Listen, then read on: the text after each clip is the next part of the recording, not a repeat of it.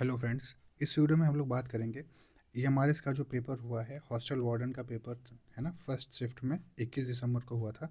उसके हम लोग एक्सपेक्टेड कट ऑफ के बारे में डिस्कस करेंगे, जिसमें जो पेपर का पैटर्न था वो क्वेश्चन पूछा गया था। 10 क्वेश्चन पूछे गए थे जनरल अवेयरनेस से, रीजनिंग से 15 क्वेश्चन थे, कंप्यूटर से 15 क्वेश्चन, क्वांट से 30 क्वेश्चन थे, और जो लैंग्वेज कॉम्पिटेंसी थी वो इंग्लिश की 10, हिंदी की 10 और रीजनल लैंग्वेज आपको एक सेलेक्ट करना था, उसके 10 सवाल पूछे गए थे आपसे। तो इसमें आप ये समझिए कि पेपर जो है क्वांट वाला तो काफ़ी डिफ़िकल्ट हो गया था, उसको कर पाना मुश्किल था।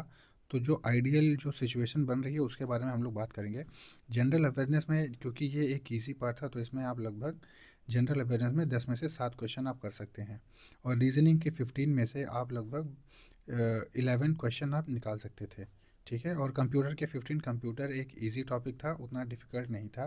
तो इसमें क्वेश्चंस आप जनरली 15 में से आप 13 आराम से ला सकते हैं।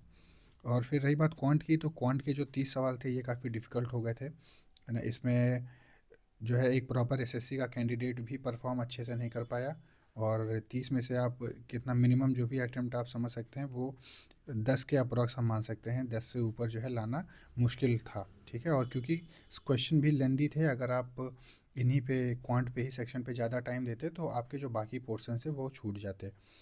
ठीक है, तो ये मिनिमम मार्क्स मान के चलते हैं। और जो लैंग्वेज कॉम्पिटेंसी है वो 30 में से, क्योंकि लैंग्वेज कॉम्पिटेंसी थोड़ी मॉडरेट लेवल की थी, उतनी कोई डिफ़िकल्ट आई नहीं थी।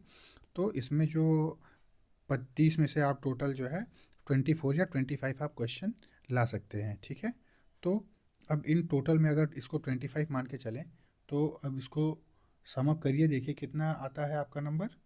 ठीक है, इसको सम अप अगर करेंगे तो 25 प्लस 10 प्लस 13 प्लस 11 प्लस 7।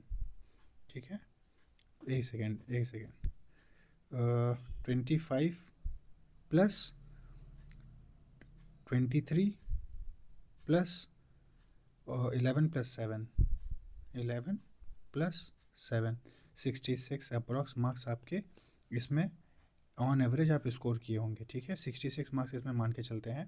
और कल हम लोगों ने जीएसए के बारे में बात किया था, जीएसए और लैब अटेंडेंट में, उसमें जो एक्सपेक्टेड क्वेश्चंस आप लोग के अटेम्प्ट होके आ रहे थे वो 63 आ रहे थे, और इसमें जो एक डिसेंट अटेम्प्ट है वो 66 अगर आप माने।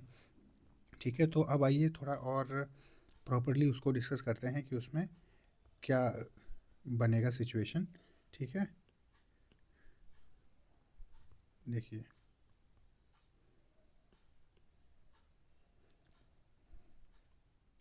तो आपको जो हॉस्टल वार्डन की जो वैकेंसीज़ हैं वो 346 आपको देखने को मिलेंगी। ठीक है, टोटल में आपको 346 हैं, अनरिजर्व में 143, ईडब्ल्यूएस में 34, ओबीसी में 93 और एससी में 51 और एसटी में 25। ठीक है, लेकिन ये आपको टीयर 1 में जो बुलाया जाएगा, टीयर 2 के लिए, सॉरी, टीयर 2 के लिए आपको 1:10 जो वैकेंसीज़ हैं, नंबर ऑफ़ वैकेंसीज़ का 10 गुना आपको बुलाया जाएगा।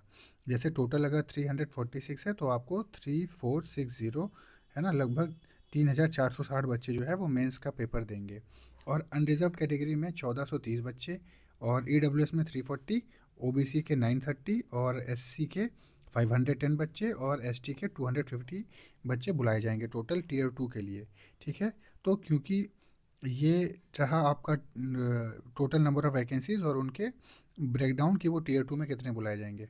और अगर हम लोग बात कर लें हॉस्टल वार्डन की कट ऑफ के बारे में, एक्सपेक्टेड कट ऑफ क्या रहने वाली है, तो अनरिजर्व कैटेगरी में आप 62 60 से 62 नंबर आप मान के चल सकते हैं जो अनरिजर्व कैटेगरी में होगा, क्योंकि पेपर का पैटर्न जो है डिफ़िकल्ट था।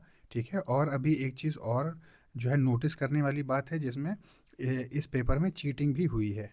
ठीक है, और ये हॉस्टल वार्डन के जो फर्स्ट शिफ्ट में पेपर हुआ था, इसमें आपको मैसिव स्केल पे चीटिंग देखने को मिलेगी, और पहले सेंटर में जो प्रयागराज से कुछ बच्चे पकड़े गए हैं। ठीक है, तो ये अगर ये चीज़ें इफ़ेक्टिव रहीं तो आपको ये कट ऑफ हाई होते हुए दिखाई देगी, और ये एक एक्सपेक्टेड कट ऑफ है। ठीक है, अगर सब कुछ फेयर कंडीशन में हुआ है तो यूआर के लिए 60-62, ओबीसी के लिए 57 से 60 आप मान के चल सकते हैं, ईडब्ल्यूएस के लिए जो है वो 56 टू 58 आपको क्वेश्चन जो है मार्क्स आपको कट ऑफ देखने को मिलेगी टीयर 1 के लिए। ठीक है, सिमिलरली एससी के लिए भी 49 टू 52 और एसटी के लिए 46 टू 49 आपको ये कट ऑफ देखने को मिल सकती है, और ये एक्सपेक्टेड कट ऑफ है।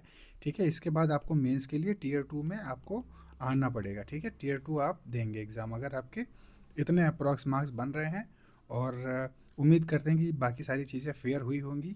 ठीक है, लेकिन पकड़े गए हैं बच्चे, उम्मीद कैसे कर सकते हैं, लेकिन फिर भी अगर आपके मार्क्स इतने बन रहे हो तो आप टीयर 2 के लिए आप अपनी प्रिपरेशन करते रहिए। और अभी देखिए, अभी आप लोगों ने केवीएस और एनवीएस का भी फॉर्म भरा होगा। ठीक है, उसके लिए भी प्रिपरेशन करते रहिए। और इसके लिए हम जो है पेपर की एनालिसिस कर रहे हैं। ठीक है, वो प्रॉपर काफ़ी डिटेल्ड एनालिसिस कर रहे हैं, और केवीएस और एनवीएस में कैसे पेपर फ्रेम होंगे, उनमें जीएस और रीजनिंग कैसे आने के चांसेस हैं, उसके बारे में हम लोग डिस्कस करेंगे अगली वीडियो में। ठीक है, फिलहाल के लिए कट ऑफ की वीडियो ये रही हॉस्टल वार्डन की, मैंने आपको बताया। ठीक है, तो बाकी जो एग्ज़ाम में जो लैप्सेस हैं उसके बारे में आप कमेंट लिख के बताइएगा कि आप क्या सोचते हैं। ठीक है, थैंक यू वेरी मच।